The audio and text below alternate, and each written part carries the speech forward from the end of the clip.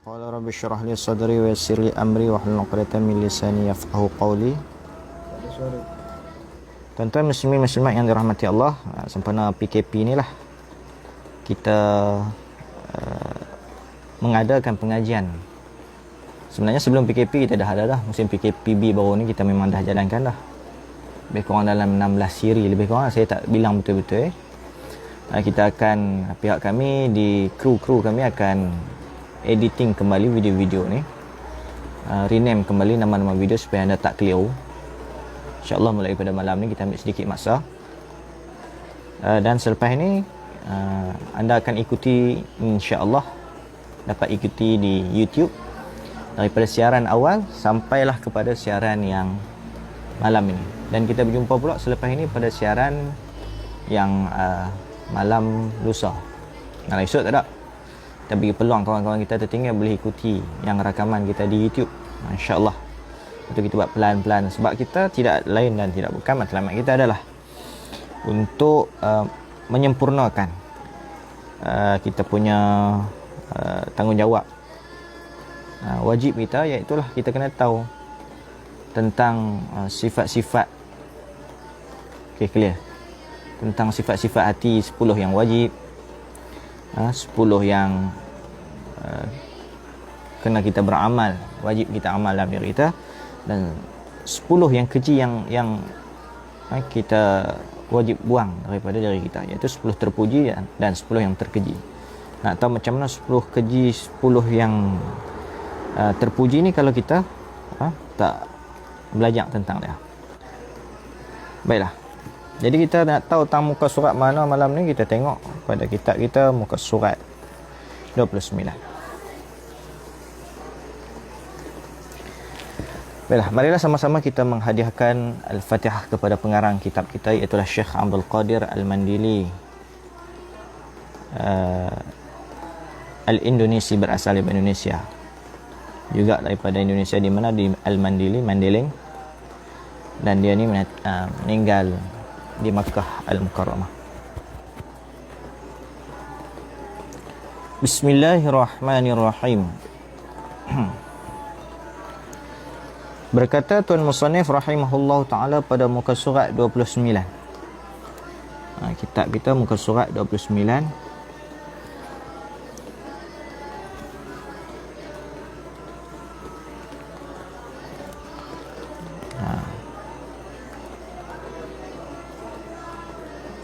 Muka surat 29 baris ke-8 daripada bawah. Yang naskah Jawi lah muka surat 29. Naskah Rumi, kalau ada kawan-kawan kita boleh share di Google Meet muka surat berapa, share. Saya kalau share beritahu. Bismillahirrahmanirrahim. Untuk naskah Jawi muka surat 29 baris ke-8 daripada bawah. Berkata Tuan Musannif Syekh Abdul Qadir, pengarang kitab kita, muallim kita, menyatakan apa? Ketahui olehmu bahwasanya berdusta itu, ni bukan nak beritahu makna berdusta, nak beritahu hukum. Bahwasanya berdusta, hukum berdusta itu haram. Hukum berbohong, berdusta ni, cakap tak betul, cakap bohong ni haram. Melainkan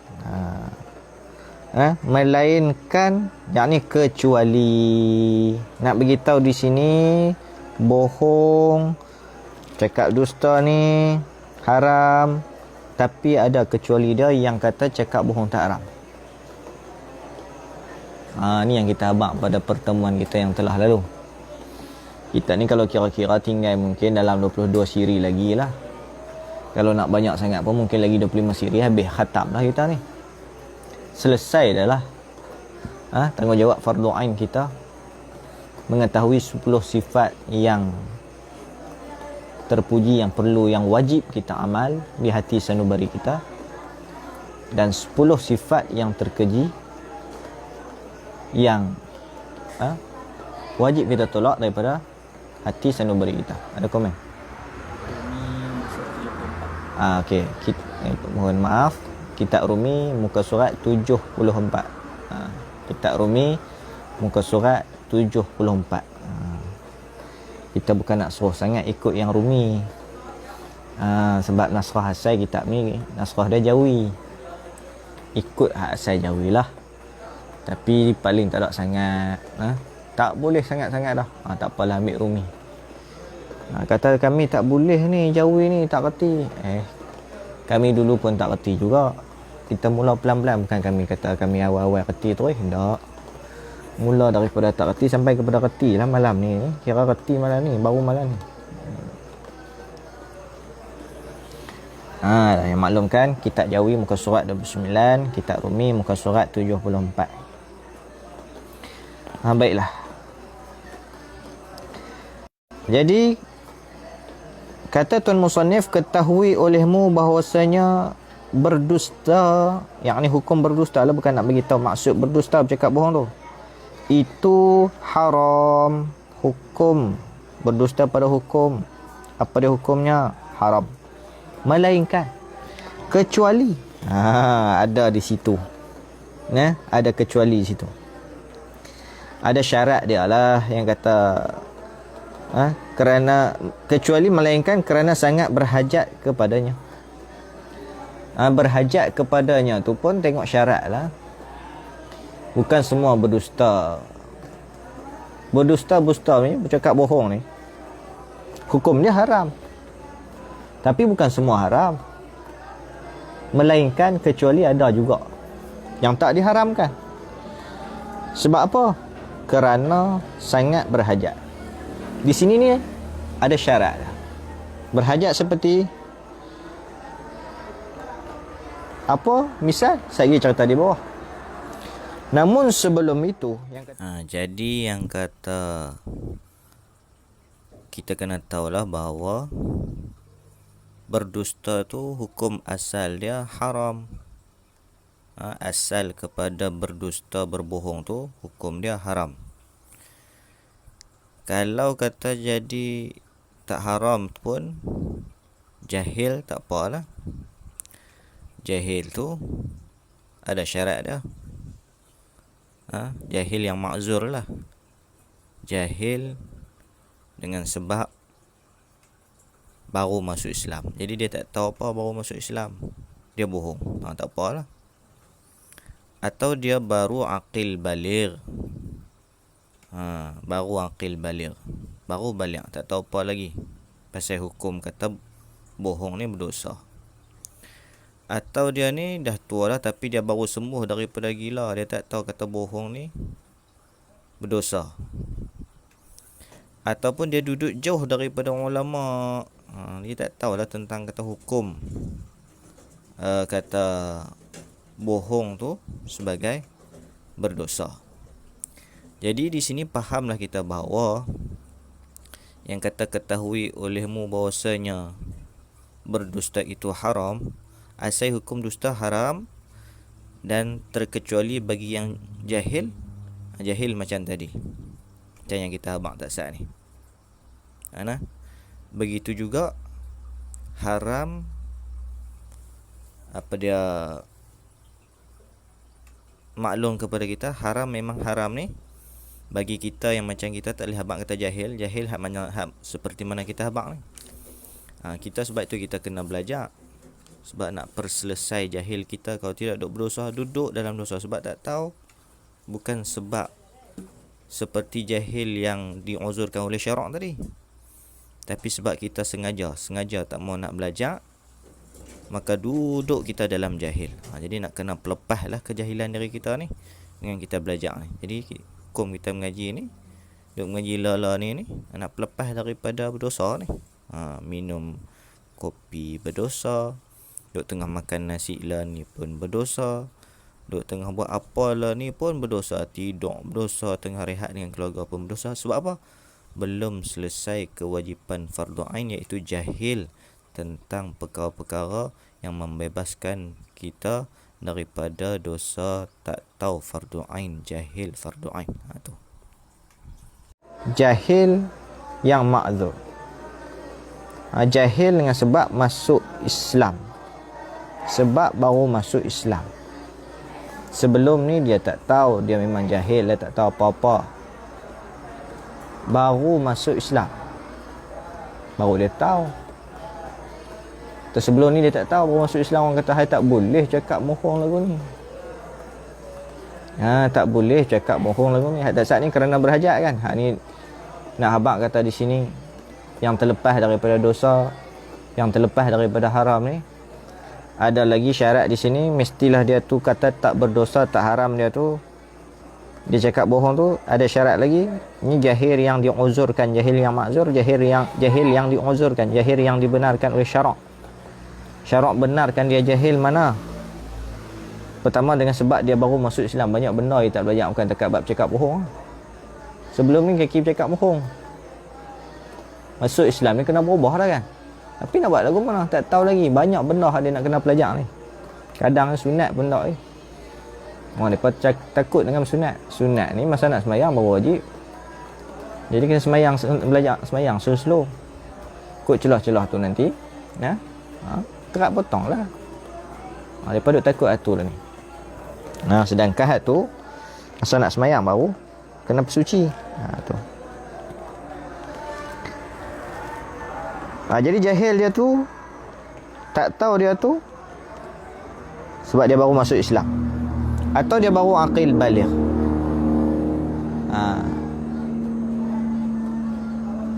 Atau yang baru sembuh daripada gila. Sebelum ni gila ni tak wajib apa. Orang-orang yang tidak diberatkan hukum syarak kepadanya, dia belum aqil baligh, dia gila. Kan orang gila tak tutup aurat tak apa. Budak-budak belum aqil baligh tak tutup aurat tak apa, tak berdosa. Kita hak akal sempurna ni kena tutup aurat lah. Kena ikut perintah Allah lah.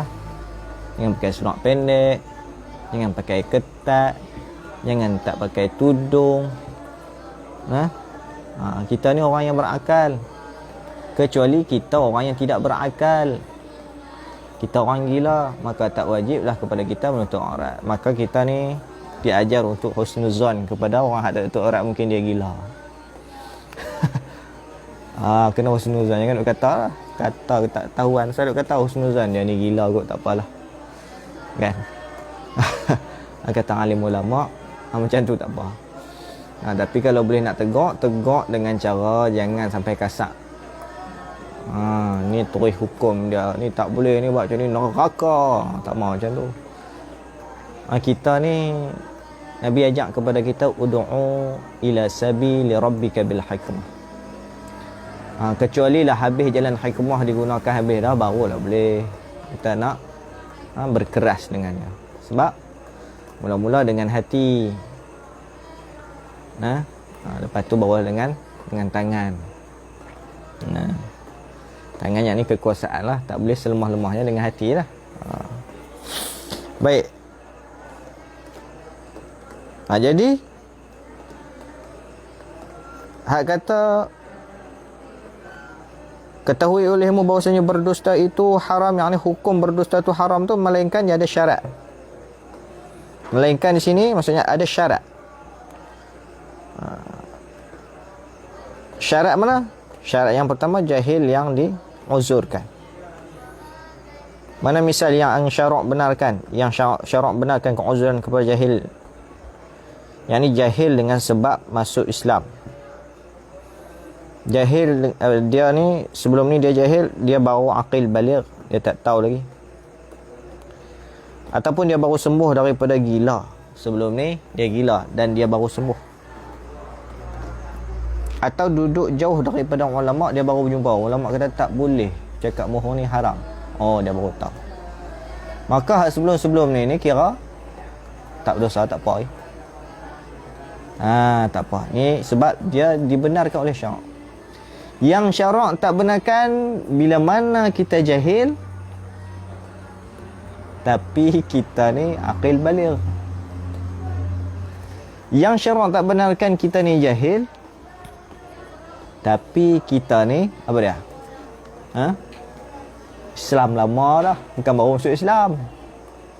Mak pak pun Islam lama dah. Yang syarak tak benarkan kita ni jahil lagi pada. Kita bukan orang gila, kita seorang yang Islam tapi kita jahil, tak mau mengaji. Tak mau mengaji pasal terutama bab fardu ain. Khusus cerita mudah faham selagi kita tak settle benda fardu ain ni nak tahu apa tahu fardu ain ni tak tahu noh. Bunyi macam fardu ain fardu kewajipan, ain diri, wajib atas tiap-tiap diri daripada asas tauhid, daripada asas fiqh kita, daripada asas tasawuf. Nah, asas-asas ni semua kena. Sebab tu kita susun pengajian ni nak bagi selesai masalah kewajipan atas tiap-tiap diri kita ni. Musim PKP ni bukan kita nak isi masa lapang kita aja, tapi kita nak perselesaikan hutang kita kepada Allah. Bukan sekadar sembahyang yang qada saja adalah hutang, tetapi tak selesaikan kefahaman fardu ain, ilmu asas tauhid, ilmu asas fiqh, ilmu asas tasawuf pun dikira sedang berhutang dengan Allah Subhanahu wa taala. Mati dijanji dengan janji siksa. Sebab itu kita nak ajak selesaikan benda ni. Susah ke? Era kita kini mana ada hak tak susah? Semua susah. Tapi dengan duduk mengadap telefon musim PKP ni dan buka kitab rasanya lebih mudah daripada segala-galanya. Dan dengan hal ini menyebabkan kita terbebas bila mana kita faham sesuatu daripada kewajipan fardu ain kita, terbebas kita daripada beberapa perkara hutang. Tu. Bes. Jadi itu. Jadi melainkan kerana sangat berhajat kepadanya, kepada nak mohong. Berhajat ni bukan hajat diri.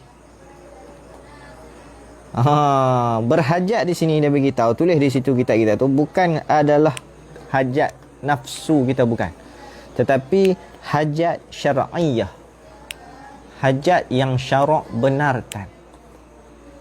Kita ni hidup berlandas syarak, walaupun nampak di butir mata kita secara terang kita yang buat, tapi sebenarnya kita sedang membuat perkara yang Allah izinkan kepada kita.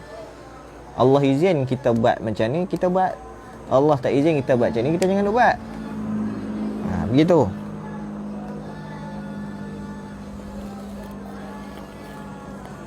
Jadi mana yang kata kerana sangat berhajat kepadanya, yang ni hajat syara', yang hajat syar'iyah benarkan, tak mana? Seperti berdusta pada peperangan. Berdusta pada peperangan. Ketika perang kita berbohong untuk kita jaga strategi. Dia pun cakap betul, habis kalah lah. Nak lawan dengan musuh-musuh Islam, dia buat cakap betul. Kan? Maka untuk maslahah peperangan, syarak membenarkan berbohong sebagai strategi. Dan berdusta kerana mendamaikan orang yang berkelahi. Tak berkelahi, kita pergi mohong dia. Dia tu cukup kasih, cukup suka kat hang. Hak mana hak hang dia duk kata kat hang lama dulu, dia tak, hang duk kata kat dia tak ingat tau. Jadi depa ni dengan sebab kita duk bohong, depa jadi baik. Depa jadi tak berkelahi. Jadi elok. Okey, tu pula. Nampak. Bohong boleh. Ini yang kita ceritakan, bohong, berdusta yang dibenarkan oleh syarak. Kadang-kadang kita kata bukan dia. Kadang-kadang kita duk kata, kita duk sebut kan, penunggang agama. Tengok ni kan maksud penunggang agama. Faham agama, selesai masalah. Tak faham tu kita duk bubuh macam-macam label dekat orang tu. Ni tengok bagi elok. Ngaji, reti, faham, okey.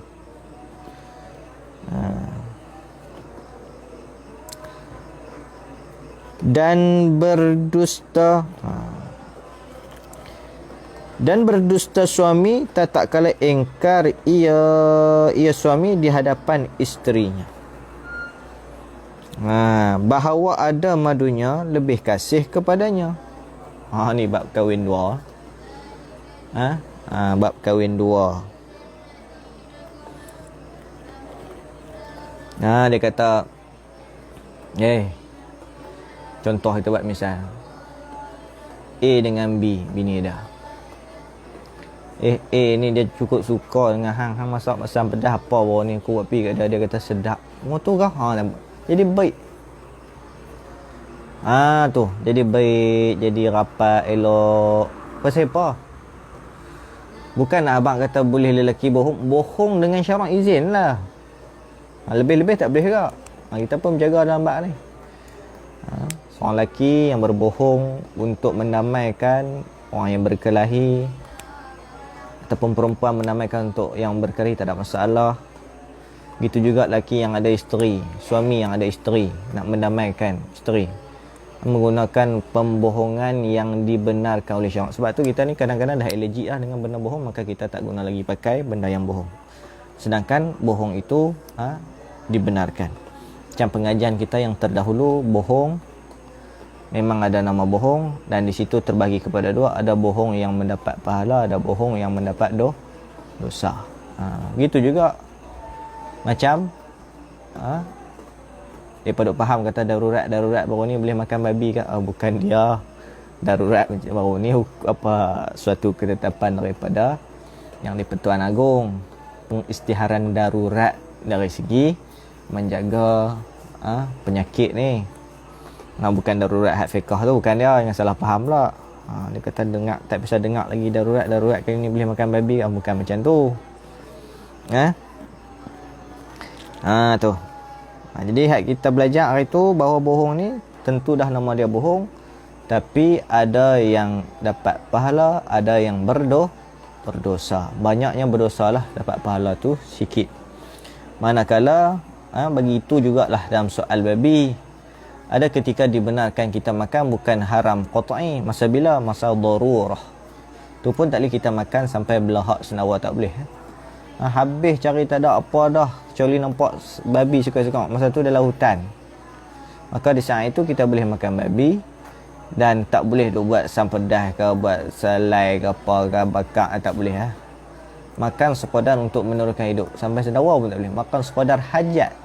Begitu jugalah dalam soal yang macam ni.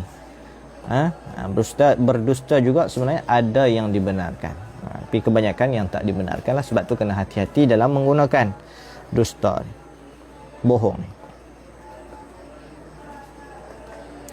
Sebab tu kita nak tengok kitab ni, tak mau kita salah. Dan berdusta suami tak kala ingkar ia di hadapan isterinya. Dia suami ni Allah bagi kepada dia akal fikiran untuk dia atur keluarganya. Untuk dia atur keluarganya. Maka di sini hikmah dia bukanlah pada berbohong tu. Guru menghuraikan hikmah di sini adalah pada perkahwinan dengan isteri tu. Jadi di pihak isteri ni nak cari hak sempurna tu seperti yang Nabi SAW sabdakan. Nabi sabda pada mafhum hadis Nabi. Nabi kata seorang perempuan ataupun wanita tu dinikahi dia kerana 4 perkara. Kerana harta dia, kerana keturunan dia, kerana kecantikan dia, dan kerana agama dia. Maka hendaklah mengutamakan agama, nescaya kamu berbahagia. Jadi nak cari hak sempurna keempat-empat tu susah lah. Kena latih, kena apa sebagainya. Boleh lah nak dapatkan tu, tapi susah, agak susah. Hatta isteri Nabi pun ada yang tak sempurna, tak lengkap. Sabit di situ tu, maka ada kelonggaran yang syarak bawa mari untuk mengatasi perkara-perkara ni. Pendek kata, kalau kita ada ilmu, kita guna agama kita, selesailah segala masalah. Lagu tu baik. Maka di sini dia ada cerita lagi. Dan apabila harus berdusta, maka yang lebih baik bahawa memakai ia seorang akan tauriah, seorang suami lah, akan tauriah, yakni akan lafaz tauriah. Lafaz tauriah ni macam mana? Dan iaitu makna kata lafaz tauriah tu menyebut ia seorang suami itu akan perkataan ataupun ia seorang mana laki-laki lah, kan perkataan yang ada bagi dia dua makna. Lafaz tauriah ni ada dua makna. Satu makna yang hampir, makna yang membawa kepada segera faham. Dan satu makna yang jauh. Makna yang jauh. Yang bila mana kita cakap tu berhajat kepada qarinah. Nampak cakap macam belit sikit lah, tapi bukan belit. Cakap betul, tak bohong, tapi makna dia pijauh sikit nak sampai kepada maksud sebenar hati tak betul. Tak apa, agak pusing sikit. Tapi bukan bohong, cakap betul. Misalnya macam ni. Tadi tauriah, bila cakap segera faham. Bila satu lagi makna, makna yang jauh, membawa makna yang jauh, dia habaq di sini. Cakap dia susah nak faham sikit. Tapi kita tak bohong. Contoh, kita pergi ziarah orang miskin, orang hak susah. Lalu pun orang tu pun tanya kita, makan tengah hari dah kau ni? Makan tengah hari dah kau? Kita pun jawab lah kan, kita selalu kita pergi rumah orang makan dah kan ni? Kita makan dah, kan? Padahal kita tak makan, lapak lamput.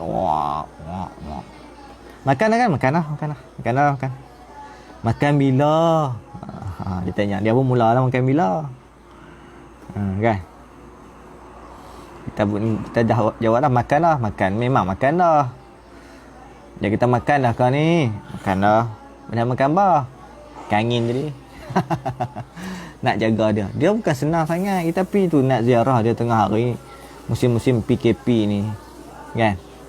Tambah musim PKP ni. Nak abang kat dia kata tak boleh nak duduk ni. Kawan besar hati kita main beras lah. Main apa suruh lah duduk. Saya minum kopi. Tak apa baru minum apa duk kalut bagi bantuan tak ada nak minum lah. Musim PKP ni pula minum tak mana. Kan, dekat minum air sikit-sikit tu boleh minum dah. Jadi nampak di situ, nampak macam jauh. Qarinah dia jauh. Macam tu. Jadi lafaz tauriah ni kesimpulan dia, satu lafaz membawakan kita dua makna. Sebab itu sebelum tu mestilah kita faham seperti kata Tuan Musannif tadi, dan apabila harus berdusta boleh berdusta, maka yang lebih baik bahawa memakai ia seorang akan tauriah, yakni akan lafaz tauriah. Walaupun boleh bohong, gunalah lafaz tauriah. Sila gunakan lafaz tauriah. Macam mana tu? Dan iaitu makna tauriah tu menyebut ia seorang akan lafaz tauriah akan perkataan yang ada baginya dua makna. Satu makna yang hampir, yang segera faham, dan satu makna yang jauh. Yang jauh ni maksudnya dia nak faham tu dia kena berhajat kepada qarinah, macam-macam apa lengkang lengkok. Kod kita nak kata berbelit tapi bukan bohong. Cakap berbelit tak belit, dia tak bohong, dia cakap betul. Bukan makna bohong. Maka menghendaki ia lafaz tauriah atau seorang yang melafazkan akan tauriah tu akan makna yang jauh. Dia nak makna hak jauh, hak melengkang lengkok sikit tu. Macam kita abang tak saat ni, pergi rumah orang, dia ajak makan. Kita kata makan dah. Makan apa? Makan angin dah no. Makna dekat mungkin makan angin. Tapi kalau makna hak jauh, makan bila? Kemarin. Tengah hari kemarin mau makan. Begitu jugalah misal yang boleh didatangkan kepada kita daripada peristiwa Nabi sallallahu alaihi wasallam bersama dengan Sayyidina Abu Bakar ketika peristiwa hijrah. Kan Nabi keluar daripada rumahnya, saat itu kafir sedang mengepung rumah dia nak bunuh, kan? Yang Nabi bacakan ayat, diambilkan pasir di baling, akhirnya mereka semua tertidur. Saat begitu, walaupun begitu, Nabi pun pilah, dah mereka semua tertidur, Nabi pergi rumah Sayyidina Abu Bakar dan mereka pun melakukan penghijrahan. Dalam satu perjalanan, mereka terjumpa dengan seorang Arab Badui. Arab Badui ni tengok depa, dia tanya kepada Sayyidina Abu Bakar, dia tak kenal Nabi. Dia tanya kat Sayyidina Abu Bakar, siapa sebelah ni? Sayyidina Abu Bakar pun jawab, hadin yahdini as-sabila. Hadin yahdini as-sabila, penunjuk yang menunjukiku jalan. Penunjuk, tukang tunjuk jalan lah, bahasa mudah dah. Jadi lafaz tauriah ni yang Sayyidina Abu Bakar guna ni, makna hak pertamanya yang mudah faham, tukang tunjuk jalan. Ada pun makna yang kedua yang susah nak faham, yang jauh sikit. Orang yang menunjukkan jalan kebenaran daripada gelap kekufuran kepada cahaya Islam. Tu mana hak jauh lah. Agak susah nak faham, tapi bukan bohong. Naknya di makna hak kedua tu lah. Takat tukang tunjuk jalan tak ambil Nabi pun tak apa, ambil orang lain lah, kan? Tapi bila disebutkan kepada orang yang bertanya kepada dia tadi, dia jawab lagu tu. Lagu tu nah. Dan makna pada lafaz tauriah ni, contoh kan makna contoh. Ada lagi contoh. Contoh seperti kisah Nabi Ibrahim dengan isterinya Siti Hajar. Bagaimana jawapan Nabi Ibrahim apabila ditanya kepadanya, siapa perempuan ni? Masa tu Siti Hajar ada di samping Nabi Ibrahim. Setengah kata peristiwa ini berlaku ketika mana Nabi Ibrahim ditanya oleh penguasa yang zalim. Setengah hak kami mengaji dengan guru menyatakan bahawa ia ditanyakan oleh madunya Siti Hajar. Tu Nabi Ibrahim pun jawab, hadhihi ukhti, ni saudari perempuanku. Boleh difaham dengan dua makna. Yang pertama, faham adik-beradik. Yang kedua, jadi hak pertama faham adik-beradik, adik perempuan dia ke ataupun kak dia ke. Makna yang kedua, saudari se-Islam. Sama-sama Islam. Jadi lafaz tauriah ni kan kita habaq dah, kan kita belajar di sini, kan dah disebut di situ. Maka menghendaki ia akan makna yang jauh itu. Nak makna hak jauh.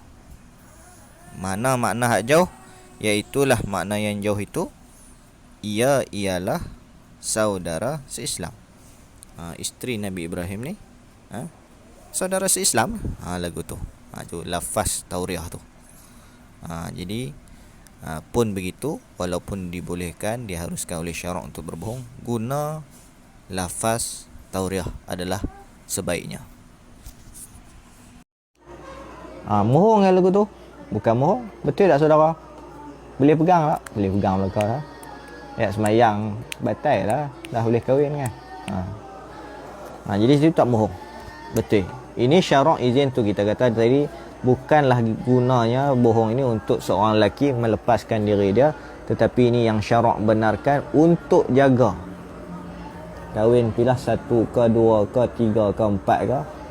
Agama dah cerita sirah-sirah terdahulu, isteri Nabi pun masalah dengan kata isteri orang lain. Maka di sini syarak benarkan kepada kita guna bagi elok-elok. Jangan duk guna kepada jalan yang menghancurkan agama semata-mata untuk tujuan nafsu, kita tak boleh. Syarak bagi ni untuk jaga, tak mau ada bercerai-berai, tak mau ada bertelagah sama sendiri dan sebagainya. nak hidup aman damai, nak umat Islam ramai. Begitu. Maka kita sedemikianlah perkara yang syarak izin kita buat, syarak tak izin jangan kita terbiang buat.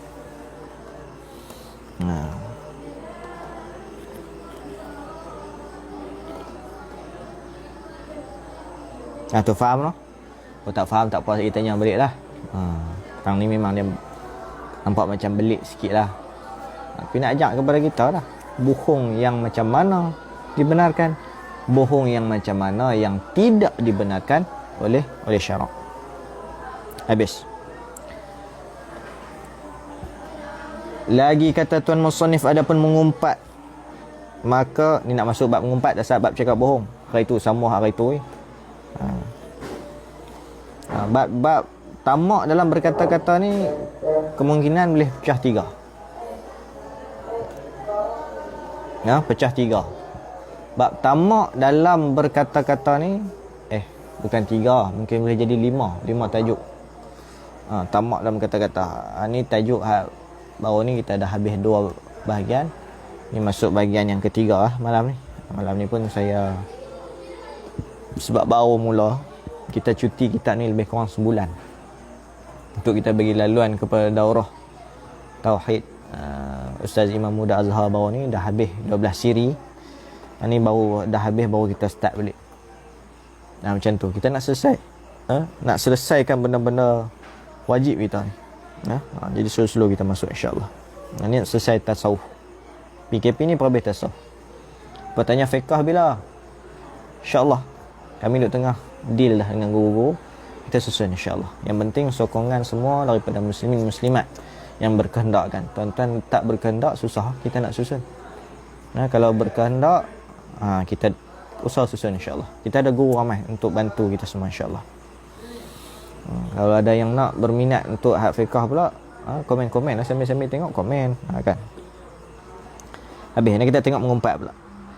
Adapun mengumpat, maka iaitu menyebut engkau akan saudara engkau dengan perkataan, dengan sebutan yang benci ia saudara engkau akan dia akan perkataan. Jika mendengar ia saudara engkau akan dia.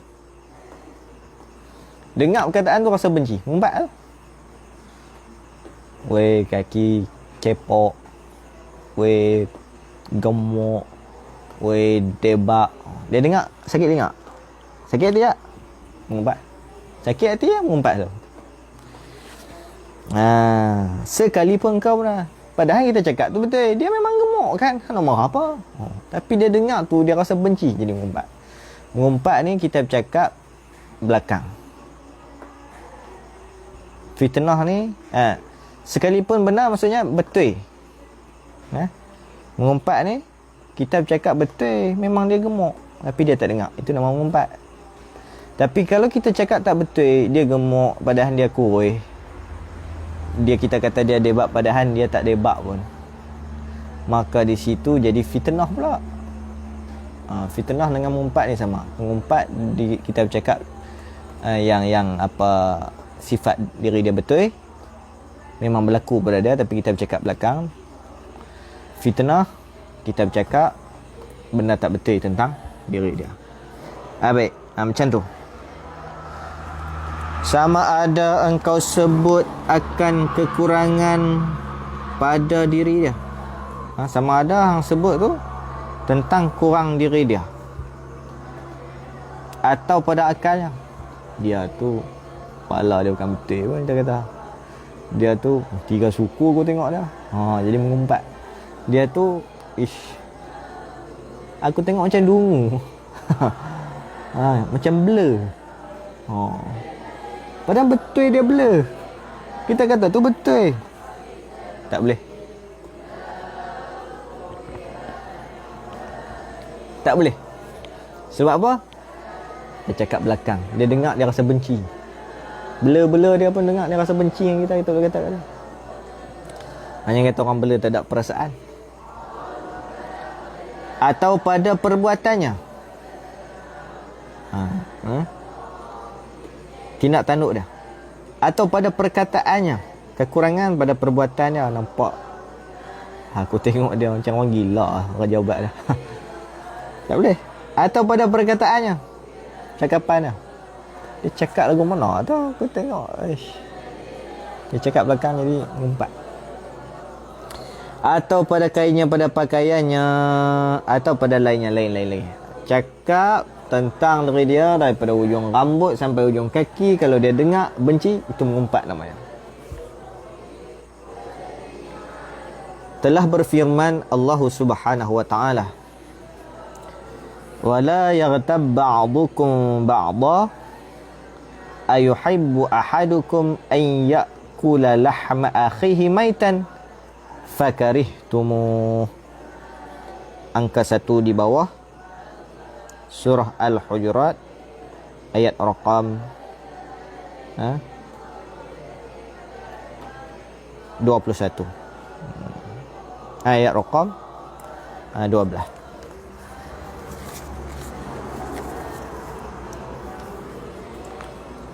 Ayat 12 surah Hujurat. Artinya, dan jangan mengumpat oleh setengah kamu akan setengah-setengah. Janganlah setengah kamu mengumpat setengahnya yang lain lah. Adakah kasih seorang kamu memakan daging saudaranya yang mati? Adakah seorang daripada kamu ni suka makan, seronok ke makan daging saudara yang dah mati?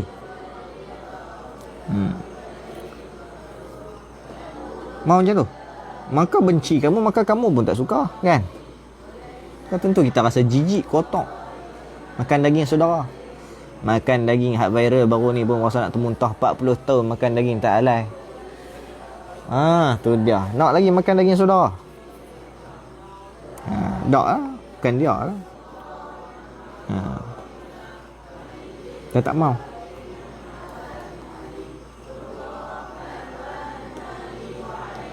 Maka benci kamu akan dia, tak sukalah kamu akan dia. Lanjutan daripada ayat Quran tu, Tuan Musannif buat mari lagi kepada kita. Dan sabda Nabi sallallahu alaihi wasallam, "Iyyakum wal ghibata fa innal ghibata ashaddu minaz zina." Qila lahu kaifa? Qala innar rajula qad yazni wa yatubu fayatubu Allahu alaihi wa inna sahibal ghibati bubarih elok-elok la yughfaru lahu hatta yaghfir lahu sahibuhu.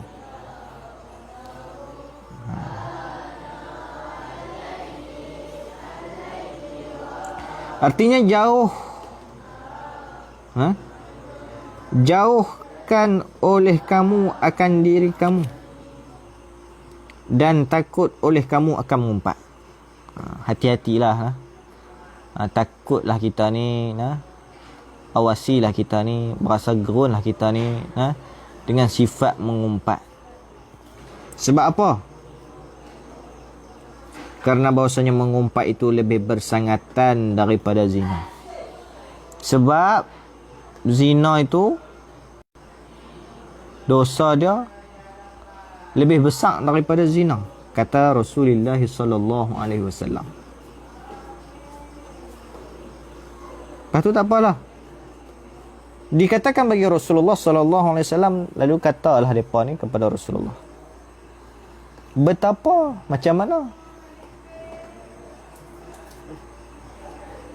Lagu mana ni?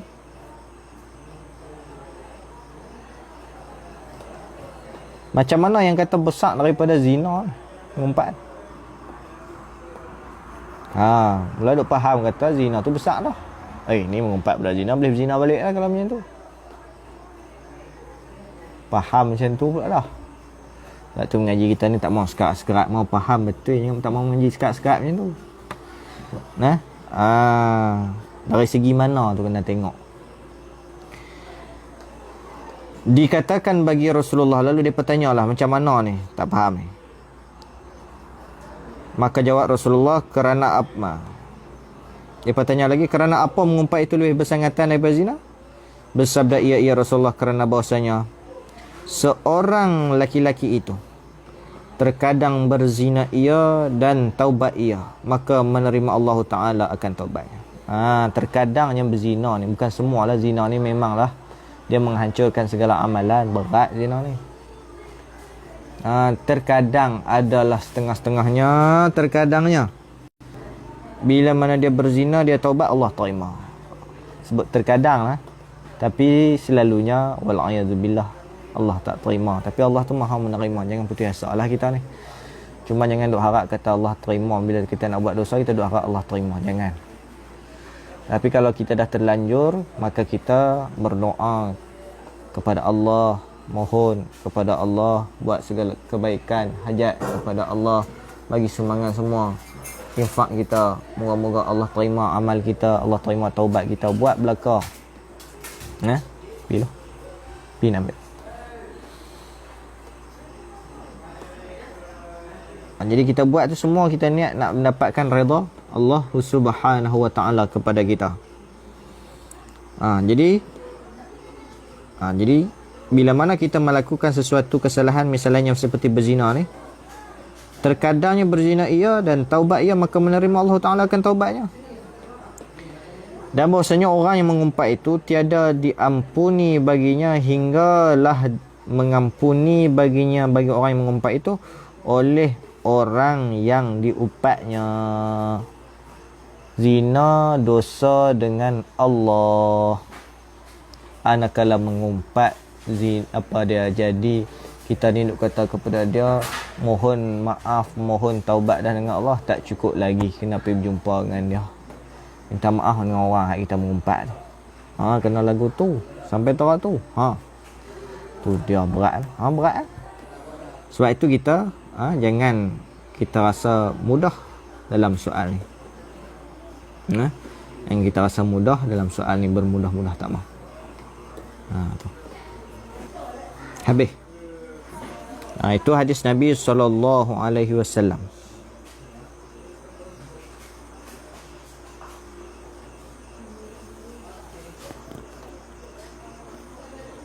Dan menilik oleh Nabi SAW ke dalam api neraka pada malam Mi'raj. Nabi melihat ke dalam api neraka pada malam Isra' Mi'raj. Kita ada lagi 15 minit. Dah 45 minit kita bersiaran, termasuk dengan adjust teknikal dan sebagainya. Bagi orang yang Google Meet lagi masuk awal, minta maaf lah, malam ni malam permulaan kita setelah kita bercuti 2 minggu lebih mungkin daripada sebarang live. Dan orang yang set up live kita pun orang baru pula, orang lama menamatkan pengajian. Jadi orang baru ni jadi slow sikit lah. Slow tu minta maaf banyak lah. Ada soalan apa? Tak ada. Dan menilik oleh Nabi SAW ke dalam api neraka pada malam Mi'raj, pada malam peristiwa Isra' Mi'raj. Ni nak masuk dah, tak sampai berapa dah ni, jam di akhir nak masuk Rejab pula. InsyaAllah Rejab kita susun kitab Kifayatul Muhtaj berkenaan Isra' Mi'raj. Kita cuba deal sekali lagi dengan Ustaz Imam Muda Azhar untuk dibacakan kitab Kifayatul Muhtaj sekali lagi. Kita tengok berapa siri, rasanya tak banyak siri kalau dia baca pun. Kita tengok. Dan menilik oleh Nabi SAW ke dalam api neraka pada malam Mi'raj, malam peristiwa Isra' Mi'raj tu, maka tiba-tiba di dalamnya beberapa lelaki yang memakan bangkai. Dalam peristiwa Isra' Mi'raj tu, Nabi tengok beberapa daripada lelaki yang memakan bangkai. Maka bersabda ia Nabi, siapa mereka itu? Jibril. Berkata Jibril, mereka itu yang mengumpat manusia. Mereka ni lah, duk mengumpat manusia.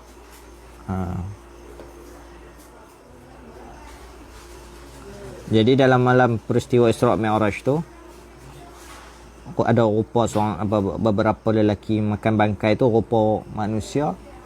Hak depa ni duk kerja mengumpat. Tu. umpama makan daging saudara.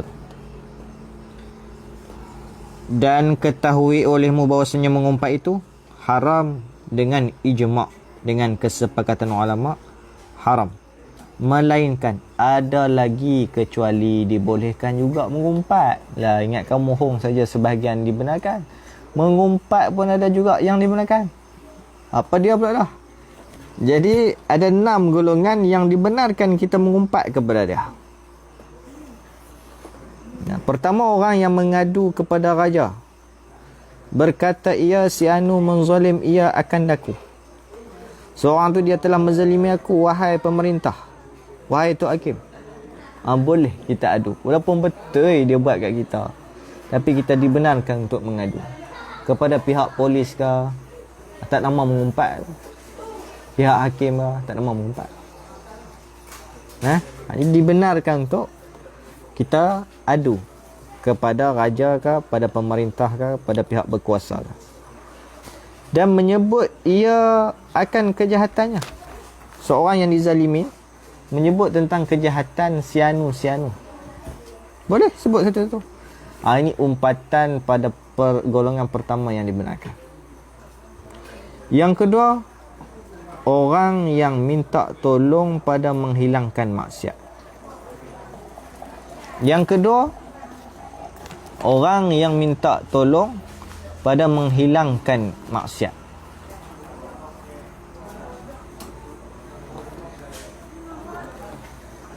Macam mana? Orang yang minta tolong pada menghilangkan maksiat dan menyuruh ia akan nama maksiat, dan menyebut ia akan nama maksiat. Aku tengok dia duduk berzina, contoh, jom kita pergi larang mereka. Dia tak nama. Ataupun beritahu siapa-siapa mereka tengah buat maksiat tu, pergi. Boleh. Dasar pada perkara zalim dibenarkan. Ini pada perkara maksiat pun dibenarkan. Tu.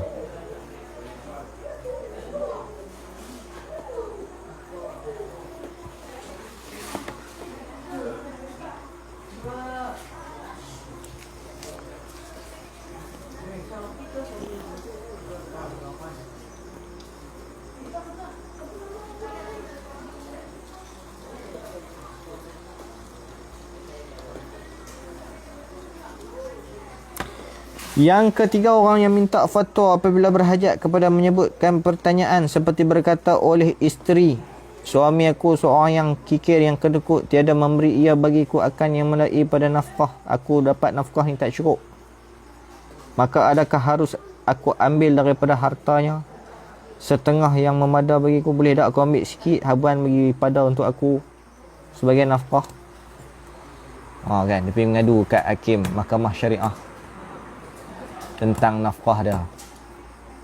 Hak tak sat pergi mengadu pasal maksiat, boleh ke tak? Kan, ni dak mari fatwa pelik, duk kata tak boleh mengendak biar tu apa dosa depa masing-masing, kita tak payah duk campur. Ada ke pula lagu tu. Ni macam ni pelik, fahaman liberal duk bawa lah ni.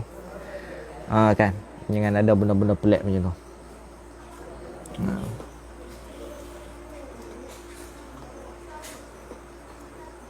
Jadi golongan ketiga ni pun dibenarkan. Sebab dia adu, dia nak nafkah, dia adu kat tok qadhi, kan, hakim kah. Keempat, yang menakutkan akan orang Islam daripada kejahatan orang lain, seperti berkata ia perempuan itu jahat kelakuannya, maka jangan kau berkahwin dengannya. Tu tak nak mengumpat. Perempuan ni dia dulu, Allahu Akbar, GRO dan sebagainya kita kata, ataupun dia ni biasa dah dengan apa lelaki mana atau dia tidak, dah sadut kahwin dengan dia, tu tak nak mengumpat. Kita nak cerita tentang muru'ah, menakutkan orang Islam daripada kejahatan, dan menyebut ia akan nama kejahatan itu. Sebut satu-satu terang-terang dia buat apa, tak nak mengumpat. Dia ni curi, hang sadut kawan dengan dia. Dia ni kaki kebah duit orang, dia ni pecah mana sadut kawan. Kita cerita Dia ni rasuah, hantar saduk ni sokong dan sebagainya. Macam tu. Dia ni buat maksiat, tak elok kita naikkan dia. Ni mengumpat macam ni yang dibenarkan. Yang kelima, bahawa ada seorang yang masyhur terkenal ia dengan nama yang ada padanya kecelaan. Yang kelima, bahawa ada seorang yang masyhur terkenal ia dengan nama yang ada padanya kecelaan. Seperti mana? Al-a'raji. Unsur kekurangan lah, seperti tempang.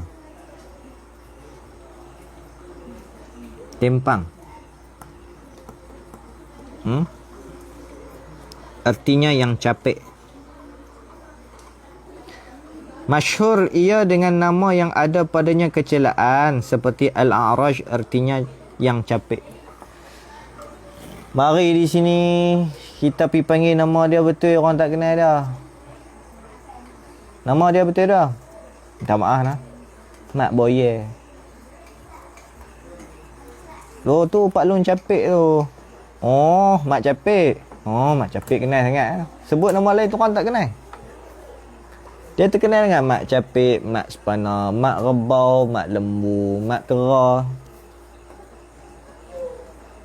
Nah. Lagi Mak apa? Kok pergi buah nama Mak apa? Dia kenal tu. Orang panggil nama lain tu tak kenal dah. Itu tak apa. Dan dia pun redha nama tu. Mai Assalamualaikum. Mak Bangau dah, Mak Bangau. Dia kerja pergi menembak Bangau. Mak Merebah, Mak Burung Punai, macam-macam pun. No. Tapi kenal. Itu tak apa, masyhur nama dia dengan kenal.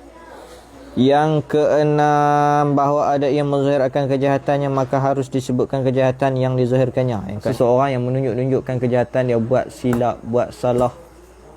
Tiba orang jahat buat silap, buat salah ni kita nak angkat jadi pemimpin. Tak boleh. Kita kena cerita kejahatan-kejahatan. Sebab tu kat situ tu tak ada lah istilahnya umpat. Tok-tok guru, para alim ulama kita ajak lama pasal benda ni. Kena cerita pasal depa. Lagi orang salah penaik depa untuk pimpin kita, maka bawa habis segala musibah bala bencana. Kita ni umat Nabi, bukan buat perkara lah tu dapat. Buatlah ni mungkin 2-3 tahun lagi baru dapat. Nah, ni musim musibah wabak Covid dan sebagainya. Sebelum ni kita dah buat salah silap. Duk biar tengok maksiat depan mata kita buat tak tahu. Lah ni baru kita nak peringat. Di musim-musim ni kita bacalah Al-Quran banyak-banyak. Selesaikanlah tuntutan kewajipan kita, fardu ain kita, selesaikan cepat-cepat. Jangan duk biak. Sebab kita ni semua punca kepada akan wujudnya perkara-perkara bala kepada kita. Terutama soal fardu ain. Kita duk gelut hal lain, fardu ain kita tinggal. Sedangkan ni benda wajib. Kan? Kita kalau sehari benda wajib kita apa dah sehari? Makan. Apa dah? Nasi. Sehari tak makan nasi tak boleh doa dia kata. Nak kena makan nasi juga. Walaupun tadi makan laksa 3 pinggan lah. Dengan laksa kebuk tak di. Sebab perut jenis makan nasi. Oh jenis bab makan tau. Sehari tu kalau tak mengaji fardu ain cuba ajak diri kita. Oi tak boleh duk. Tak mengaji fardu ain sehari tak boleh duk. Fardu ain ni benda wajib. Ilmu fardu ain bukan minat tahu tak? Ilmu fardu ain ilmu yang wajib. Kita duk gelut hak lain, kita tinggal fardu ain. Maka marilah benda-benda yang Allah suruh kita buat, hak Allah tak suruh kita buat, bukan sekadar maksiat sebagainya hak kita nampak terang-terang itu adalah maksiat, tinggalkan mengaji fardu ain juga adalah maksiat. Masuk maksiat juga? Ya. Sebab amal kita tak diterima tanpa ilmu. Saya sendiri pun sedang belajar lagi. Bukan saya pandai lagi, bukan saya cerita nak hukum orang. Saya pun nak mengaji, nak berbetul amal. Saya tak apa nak banyak, malah kurang. Ni no. Jadi cerita dia kita sama-sama, pakat-pakat sama kita. Tak ada lain tak bukan. Musim Covid ni pula tak tahu tiba-tiba tup meninggal. Tak dan settle fardu ain. Wal'ayazubillah. Dijanji oleh Allah untuk menyiksa kita di akhirat nanti. Kalau kita baru mula, kita mulalah daripada awal. Jangan rasa lemah, rasa hina, rasa down. Jangan. Sebab kita ada kelebihan. Apa dia? Allah Maha menerima taubat. Habis tu lah. Okey, kita sambung yang malam esok pula. Malam hari Isnin malam pula. Pihak kami akan kumpul dulu video-video lama untuk disambungkan, untuk dihimpunkan semula, untuk berada dalam siri yang akan kita rename kembali agar anda tak pening di YouTube. Bagi yang dah mengikuti pengajian ni, anda boleh tengok di YouTube Zikri Ghazali channel. Di sana kita ada dah 12 siri pengajian tauhid yang insya-Allah menyelesaikan tuntutan ilmu asas tauhid kepada kita, yang kita uraikan secara mudah faham. Dan ilmu tasawuf sedang kita jalankan. Mungkin malam ni masuk ke siri yang ke-17 ke-18, saya tak ingat. Kita check balik. Kita beritahu. Dan tajuk-tajuk yang rumit sedang kita selesaikan. Dan untuk fiqah pula, kita sedang runding dengan guru, bincang dengan guru, deal dengan guru mana yang akan pimpin kita bahagian fiqah, insya-Allah. Tak ada apa, kita akan selesaikan hutang-hutang kita kepada Allah Subhanahu Wa Taala sedikit demi sedikit, insya-Allah. Habis kita berhenti situ, dan ketahui olehmu bahwasanya ubat menegahkan daripada mengumpat itu bahawa engkau berfikir dan berfikir pada janji seksa yang datang daripada Nabi sallallahu alaihi wasallam. InsyaAllah kita jumpa Isnin pagi jam 9 pagi. Kalau terlepas boleh follow di YouTube Zikri Ghazali channel. Begitu jugalah pada malam ni yang terlepas, boleh tengok balik di sana, insyaAllah. Yang belum menyertai grup kita, boleh komen di komen video kita. Saat lagi komen nombor di situ, kita invite masuk. Komen nombor di situ. Saat lagi kita invite masuk ke dalam grup penawar bagi hati kita, insyaAllah. Ada soalan itu? Soalan apa? Ustaz, apa hukum minta maaf dalam grup WhatsApp kalau ada terumpat? Betulkah cara tu dah terima cara tu? Mengumpat pada sisi mazhab Syafi'i ini, kita kena minta maaf secara detail. Saya telah berkata kepada anda kepala tak betul, contoh. Maka dia pun memaafkan dengan memberikan sebiji penumbuk kepada kita. Nak kalau ikut mazhab Syafi'i kena macam tu lah. Maka kita dibenarkan untuk taklid. Tak ingat mazhab Maliki kah, Hambali kah, Hanafi, tak ingat. Kita minta maaf. Macam mana? Macam kita dah minta selalu. Saya minta maaf lah atas salah silap saya. Hujung rambut sampai hujung kaki lah minta maaf lah. Telajak kata apa tak tahu, tak sedap cik. Dia pun kata maaf, selesai. Tapi kalau mazhab Syafi'i kena sebut, saya ni minta maaf lah, hari tu ada kata sikit dekat kamu ni. Kata apa? Kata kaki pendek sebelah. Betul kawan tu kaki pendek sebelah. Saya minta maaf. Kawan tubuh penampak sekali, okey saya maafkan. Ini pada mazhab Syafi'i agak sulit sikit lah, kan? Tapi kita dibenarkan untuk bertaklid selain daripada mazhab Syafi'i. Jadi dalam grup dia beritahu macam tu lah. Macam mana tadi? Minta maaf dalam kalau ada terumpat, minta maaf macam tu. Jadi mazhab kita gunalah taklid lah mazhab yang selain daripada mazhab Imam Syafi'i tadi. Cuma saya lupa mazhab Imam Hanafi kan, Hambali kan, Maliki, tak ingat. Habis. Tak ada soalan. Itu saja satu soalan daripada tu pun daripada grup Google Meet. Ada pelajar-pelajar nak tanya soalan?